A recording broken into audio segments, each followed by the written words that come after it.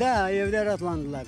Benim torunlarım balaban, benim torunumdan torun var. İki tane torunumdan torun var. Ana olar köyler misafirlikке, bizge bayram.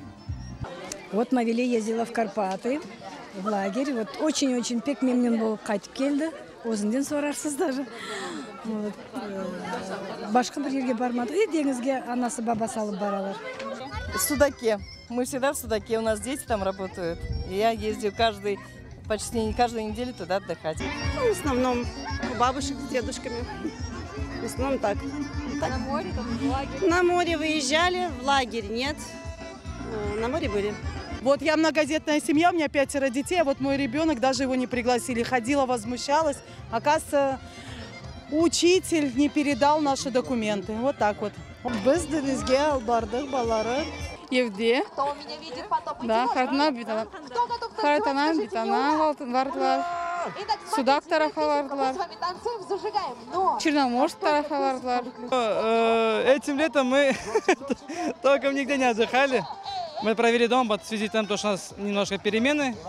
И провели их дома, может, так нет, выездом только, может быть, были попутно по работе, а так в основном дома.